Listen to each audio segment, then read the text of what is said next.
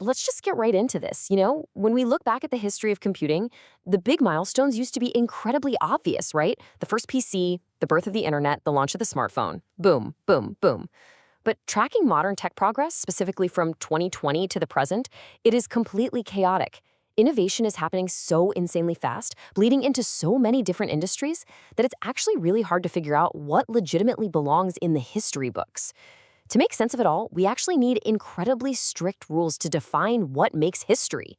So let's break down the actual boundaries of modern computing. Which brings us to the ultimate boundary test. What actually counts as a computing milestone today? That's the million-dollar question we're using to figure out exactly what gets included in the official timeline of modern computing from 2020 onward. Sounds simple enough, right?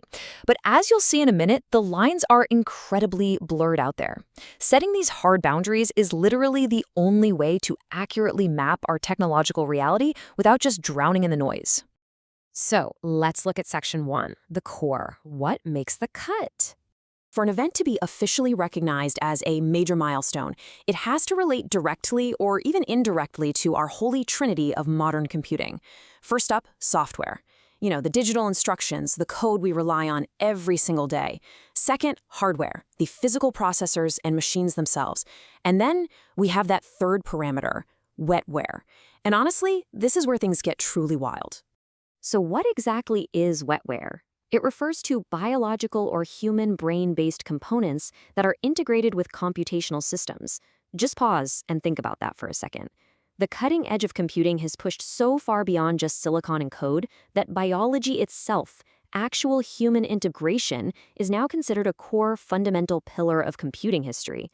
If a major breakthrough happens here, it absolutely makes the cut for sure. But as you could imagine, not everything is as perfectly clear-cut as software, hardware, or wetware. Which brings us to section 2, the overlap caveats.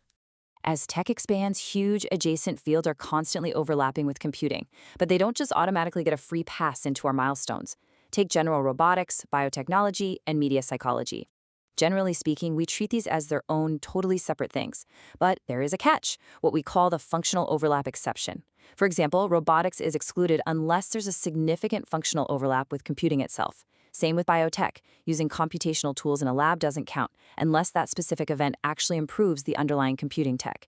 And media psychology? Totally out, unless it's directly linked back to computational tools. Basically, we're filtering out the everyday application of tech so we can focus strictly on the evolution of computing itself. And that leads us to the hard boundaries. Section 3, the strict exclusions. Believe it or not, there are massive everyday tech news topics that just do not make the cut right now. First up, quantum computing and communication. I know, it sounds super advanced, but it's currently tracked totally separately from the standard modern computing timeline.